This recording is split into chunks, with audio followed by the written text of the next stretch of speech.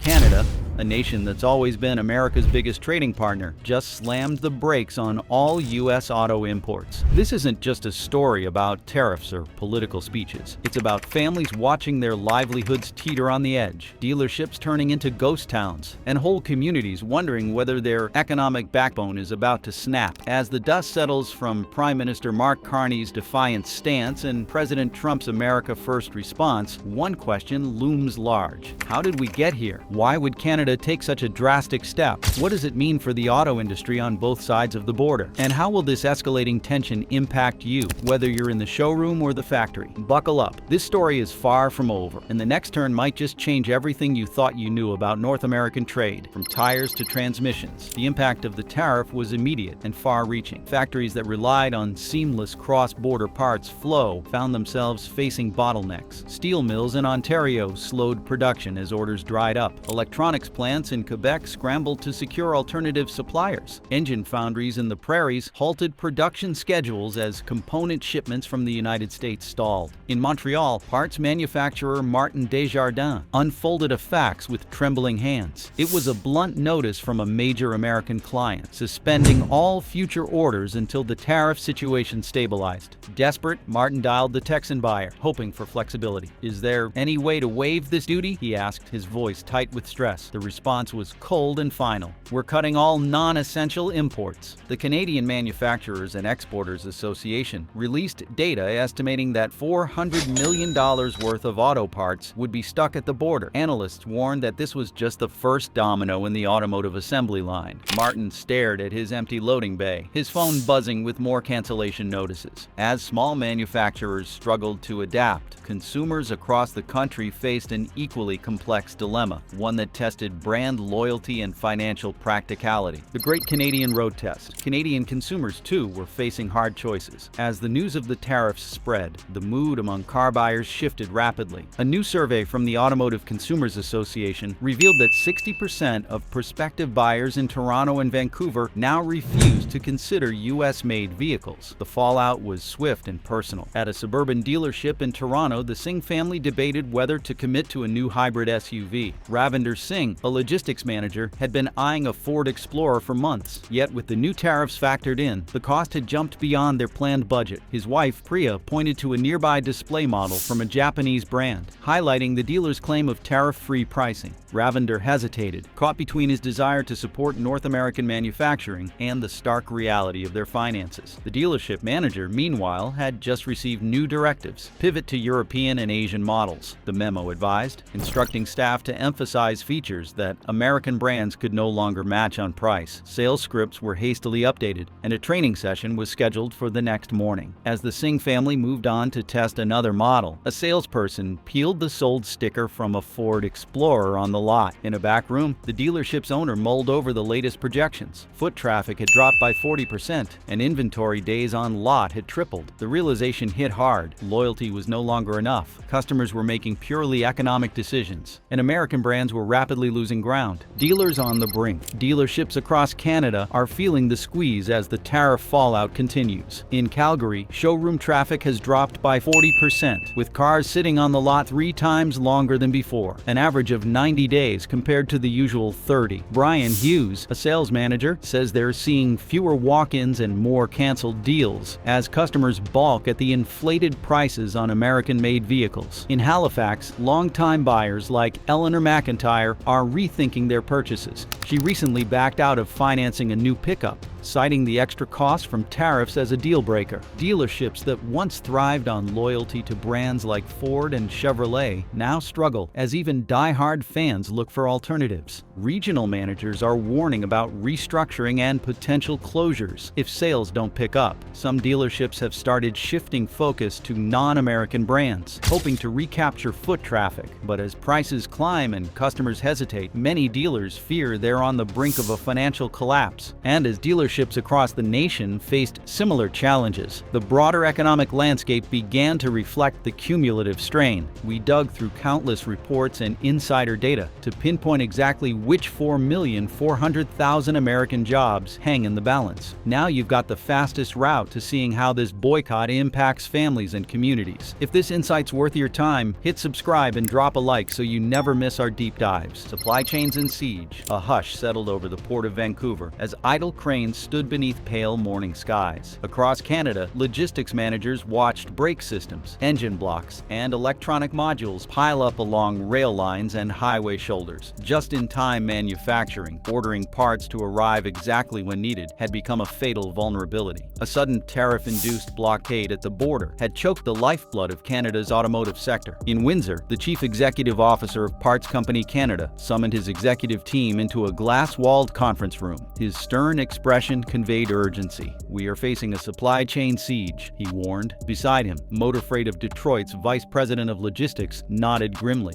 Both nations' industries meshed like clockwork gears, and a single misaligned cog could freeze the entire mechanism. Industry analysts had long tracked 21st century supply chain resilience, yet nothing had matched this scale of disruption. The Canadian Association of Manufacturers estimated that nearly $400 million worth of parts would be delayed in the first month alone. Automakers across Ontario, Quebec, and the Prairies faced forced slowdowns or complete production halts. At a roadside diner outside Kamloops, British Columbia, trucker Leah Chong pulled into an unplanned layover. Vehicles bound for the United States were being rerouted to storage yards as customs paperwork clogged ports. Over coffee, she vented her frustration. "We can't move parts, so what do we haul next?" Such logistical limbo threatened livelihoods from coast to coast. A sudden alert on Leah's dispatch radio signaled a shift in focus. Factories and communities south of the border were about to feel the impact. States that stand to lose. Michigan's Assembly Line Boulevard bore the scars first. Plants that once roared with activity now sat mostly dark, their stamping presses idle. In Ohio, parts suppliers furloughed nearly one-third of their workforce as axle and brake caliper technicians went home. Even in Texas, where oil once eclipsed manufacturing, the ripple effects were impossible to ignore as engine parts lay stranded on rail spurs. United States job loss projections cast a long shadow. 4,400,000 positions at risk if the boycott continued. That staggering figure resounded through union halls and boardrooms alike. Senator Mary Cunningham of Michigan carried a bulging briefing folder to the Senate floor, determined to sound the alarm. Her voice quavered with urgency. "Our manufacturing heartland is under siege. This tariff war jeopardizes jobs in every region it touches." Local budgets began to strain under falling tax revenues as factories idled and workers faced reduced hours or layoffs. A state auditor's report projected a multi-billion-dollar shortfall in revenue for critical infrastructure, from school repairs to road resurfacing. In a modest Detroit neighborhood, elementary school teacher Robert Morales fretted that funding cuts would force his class size to balloon beyond manageable levels. Polling from the National Economic Institute revealed that 65% of residents in key manufacturing states viewed the tariff conflict as a direct threat to their family incomes. Community meetings in Toledo and Flint overflowed with anxious citizens, wondering whether their homes might be next. Michigan's governor convened an emergency council with industry leaders, and governors in Ohio and Texas issued joint statements urging both federal governments to find a resolution. As negotiations loomed, the specter of social unrest hung in the air. Communities bracing for the real-world consequences of policy decisions made thousands of kilometers away. Ottawa's Counterpunch. On Parliament Hill, beneath the Peace Tower, Prime Minister Mark Carney delivered a measured yet forceful address. He announced Canada's proportional response, matching tariffs on United States automobile exports. Light-duty trucks, sport utility vehicles, and passenger cars would now face new duties. Although percentages varied by category,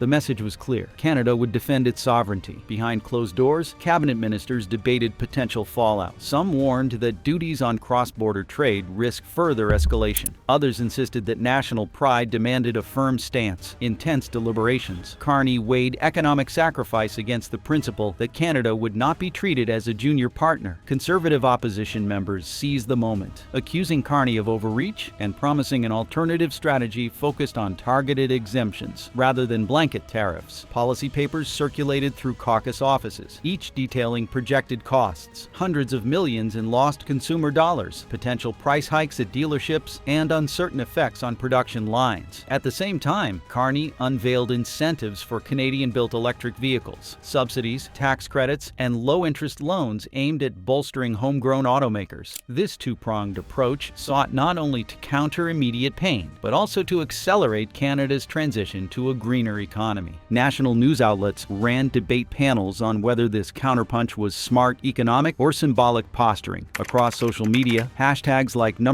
#Defend Canadian Jobs trended, accompanied by images of red maple leaves superimposed on charging stations. Cabinet insiders later admitted that combining defensive tariffs with forward-looking incentives was a strategic 1-2 punch. Resist U.S. pressure while seizing an opportunity to spur domestic innovation. Small businesses in the crossfire. In a cramped Vancouver workshop, mechanic Arav Sharma stared at a stack of invoices that had tripled overnight. His daughter Mira did homework nearby, glancing up whenever her father sighed. Tariffs cascading through the supply chain had doubled the price of critical replacement components he imported from U.S. distributors. Data from the Canadian Federation of Independent Business painted a stark picture. Small repair shops and parts remanufacturers suffered an average revenue plunge of 70%. For entrepreneurs like Arav, this was not an abstract statistic, but a direct threat to their family's stability. He recalled how his father had opened the shop 2 decades earlier with a single hydraulic lift and a dream of serving the community. Now, faced with mounting overhead and dwindling customers, Arav feared that dream might end here. He drafted a notice for his landlord, seeking a rent reduction, a measure he never imagined needing. In Winnipeg, a parts remanufacturer known for refurbishing transmissions laid off half its workforce. A union representative lamented that although workers understood the larger political battle, their immediate concern was feeding their families. Small business owners organized emergency town hall meetings from Halifax to Edmonton. They shared workarounds, bulk buying from alternative suppliers, adjusting labor schedules, and lobbying local representatives for relief.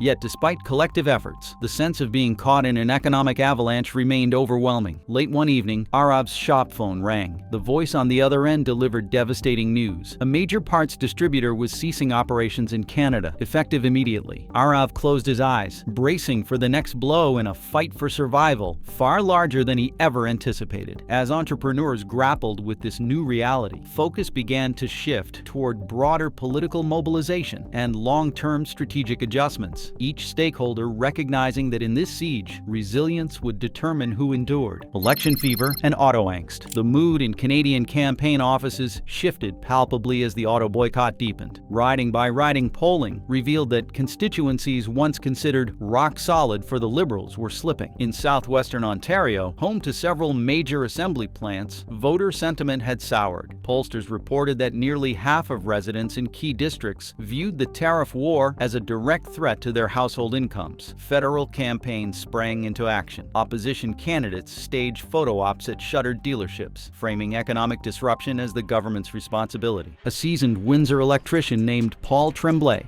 summed up the stakes. If my vote can't help protect my job, then what good is it? His voice, tinged with frustration, echoed in somber community halls, where town hall meetings often overflowed. Traditional political loyalties blurred as economic anxiety took precedence. Conservative challengers criticized Prime Minister Carney for dragging Canada into a needless conflict, arguing that targeted exemptions would have sufficed without jeopardizing so many livelihoods. Meanwhile, Carney crisscrossed the country in a high-stakes tour, visiting auto workers and small business owners to make his case. He emphasized that standing up to unfair practices today would secure Canada's industrial future tomorrow. Rhetorical flourishes underscored his message. This is about respect, prosperity, and protecting the heart of our nation. Yet, as he spoke to packed town halls, internal advisors worried that each new stop risked reinforcing economic fears rather than assuaging them. polling data offered a stark warning. Swing ridings in Quebec and Alberta showed Liberal support dropping by as much as 10 percentage points. More than ever, the next election felt like a referendum on the auto boycott. Within weeks, leaked internal documents hinted at a leadership challenge brewing within the Liberal caucus, evidence that political survival had become as precarious as the jobs at risk. In the wake of shifting votes, union leaders prepared to amplify their voices on Parliament Hill, determined to shape the debate. Having seen public opinion turn volatile, labor organizations prepared to make their stand. Union halls and auto workers' voices. On a brisk morning in Toronto, the crowd outside the Canadian Auto Workers Union Hall numbered in the hundreds. Banners proclaiming jobs before tariffs fluttered in the wind as workers, some in oil-streaked coveralls and others in pressed uniforms, chanted slogans demanding federal guarantees. Inside, union brass outlined a proposal for a jobs protection pact, an agreement that would ensure no Canadian auto worker lost their position due to the tariff conflict. In a smoky back room, a second-generation tool and die maker named Simone Levesque recounted her family's history, how her father had weathered recessions and her grandfather had toiled through labor disputes. Simone's tone blended pride with apprehension. "We built this industry with our hands and our backs. We deserve a plan that protects us, not a policy that pits us against our neighbors." At the podium, Union President Michael Fitzgerald read a list of demands: wage insurance for displaced workers, retraining programs funded by both federal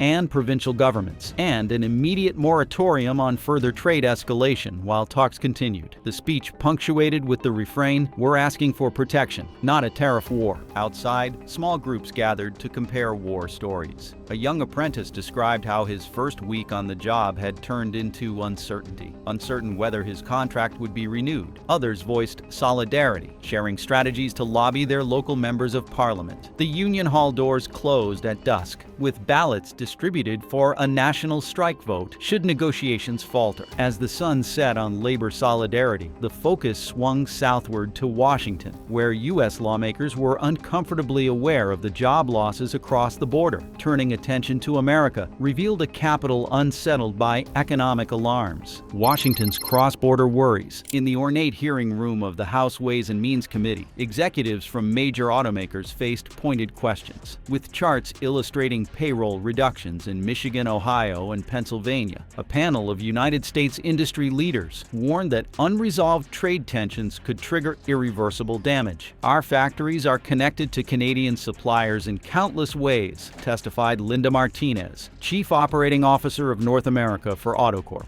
"If we cannot restore certainty, jobs will vanish on both sides of the border." Senate debates followed, with Michigan Senator Robert Caldwell charging that the administration's unilateral tariff strategy had failed to account for the complex interdependence of North American supply chains. He recited sobering figures. More than 4,400,000 American jobs hung in the balance, from assembly line workers to parts distributors. Meanwhile, a White House press secretary reiterated President Trump's commitment to putting American workers first, yet acknowledged private discussions exploring targeted carve-outs for certain automotive goods. Behind the scenes, U.S. trade negotiators sought discreet talks with their Canadian counterparts, wary of becoming public symbols of concession. Diplomatic cables described tense phone calls between Carney's office and the Trump administration, each side monitoring for leaks. On the Senate floor, the threat of a rare bipartisan effort to legislate a suspension of auto tariffs gained traction, though its passage remained uncertain. The growing unease in Washington, where economic nationalism clashed with pragmatic industry concerns, underscored how fragile the bilateral relationship had become. As lawmakers navigated political pressures at home, they faced the daunting task of balancing pressure from organized labor, manufacturing executives, and the White House's broader America First agenda. When congressional leaders reconvened the following week, anticipation hung heavy. Could they steer the situation back from the brink, or would the conflict spiral into a full-scale trade war? Media scrutiny would soon amplify the drama, framing public perception on both sides of the border. The media Cold War. Across newsrooms in Toronto and New York, journalists dissected each development with fervor. Headlines in major Canadian outlets weighed the pros and cons of Carney's tariff response, while American newspapers debated whether the president's strategy was a necessary correction or a reckless gamble. Side-by-side comparisons of coverage from the Toronto Star, National Post, the New York Times, and the Washington Post revealed starkly different narratives. Canada as a defiant underdog versus the United States as a beleaguered contender protecting its home front. On social media, number Buy North and number Auto Freedom trended intermittently, each hashtag accompanied by fiery commentary. A viral video clip depicted a British Columbia dealer railing against American arrogance, stirring both support and mockery. Influencers with millions of followers joined the fray, some calling for an online boycott of American brands, others urging calm and compromise. Podcasts and talk radio shows from Vancouver to Minneapolis hosted panels with economists, union leaders, and political strategists. Listeners were offered divergent takes, one moment hearing warnings of an impending economic meltdown, the next reassurances that pragmatic compromise would soon emerge. Amid this cacophony, a young Canadian vlogger staged a live stream from a deserted parking lot where American cars sat unsold, a visual metaphor for the human cost of geopolitical strife. The clip garnered millions of views overnight, prompting major networks to send correspondents to similar scenes in Detroit and Buffalo. As media coverage intensified, it shaped public sentiment and political calculations alike. The narrative battlefield became as significant as any trade negotiation, influencing how citizens, lawmakers, and business leaders perceive the path forward. Global auto industry shockwaves. News of Canada's boycott and Ottawa's counterpunch rippled through boardrooms in Munich, Seoul, and Tokyo. At a BMW executive retreat near Munich, chairs circled for an emergency strategy session. Manufacturing heads examined forecasts showing that up to 20% of their North American production relied on Canadian-sourced sub-assemblies. One executive noted that Volkswagen plants in Germany faced potential output cuts if ripple effects persisted beyond 6 months. European Commission representatives quietly drafted proposals for transitional credits to stabilize parts suppliers hit by North American turbulence. Meanwhile, Hyundai executives in Seoul weighed shifting a portion of their Georgia plant capacity to Mexico's emerging auto hub. In Tokyo, Toyota's global supply chain director approved contingency orders from alternative suppliers in Southeast Asia. The sudden turbulence revealed the fragility of modern automotive interdependence. Factories once humming at full throttle now confronted the prospect of temporary shutdowns or expensive relocation. The phrase "automotive earthquake" echoed through international trade journals, capturing the scale of disruption. Back in Canada, the federal government monitored these shifts closely. Resource allocation for domestic suppliers had to balance immediate relief with long-term competitiveness. Subsidies earmarked for electric vehicle component producers became more urgent as global partners fended off production shocks. A surprise alliance formed when Japanese and European automakers agreed to share certain parts inventories, creating a cross-continental buffer. This unconventional cooperation underlined a stark lesson. In an interconnected world, no single nation could insulate itself from its neighbor's economic tremors. As global executives adjusted manufacturing footprints, the conversation turned to high-tech pivots in an industry racing toward electrification and digitalization. Technology's great escape. In Silicon Valley, Apple's secretive car project team convened for an urgent briefing. How to ensure continuity for a Montreal battery production facility threatened by cross-border chaos. A leaked internal memo outlined migrating key research teams to Guadalajara under a new Mexico-Canada technology partnership. Data center providers responded in kind. Calgary and Dallas saw expedited cloud infrastructure deployments to support remote collaboration for North American manufacturers. Engineers accustomed to flying when face-to-face meetings were needed instead logged into virtual war rooms, guiding code edits and design tweaks in real time. For many tech professionals, the pivot underscored the limits of digital workarounds. Construction crews installing advanced robotics in Ontario's auto plants stalled when specialized parts could not arrive by air. Remote cameras and sensors offered stopgap measures, but nothing replaced the precision of on-site technicians. Canadian software architect Aisha Khan finalized her relocation to Guadalajara, drawn by a government program offering tax incentives for technology workers. Online forums buzzed with similar stories. Skilled workers crossing borders digitally and physically to escape the boycott's fallout. A whistleblower claimed that Ottawa was in advanced talks with Beijing technology firms for component sourcing, raising security concerns in Washington. In the halls of the Canadian Security Intelligence Service, analysts debated whether economic necessity should override potential geopolitical risks. This debate set the stage for a deeper confrontation, one that might test alliances far beyond the auto industry. As tech strategies evolved, consumer markets were already shifting underfoot. Consumer choices and cross-border futures. Canadian buyers have taken control, reshaping North American auto trade. Recent data show 2/3 of purchasers now bypass United States markets, instead choosing European and Asian brands. At a Toronto auction, rows of Chrysler sedans sold at half their pre-tariff value, highlighting how quickly buyer preferences have shifted. In Montreal, the Dubois family wrestled with their own decision. Late one evening, they compared total cost of ownership figures for a German electric sport utility vehicle and an American hybrid offered with hefty rebates. Insurance, maintenance, and the looming threat of additional duties tipped the balance. By night's end, they placed a deposit on the European model, prioritizing stability over brand loyalty.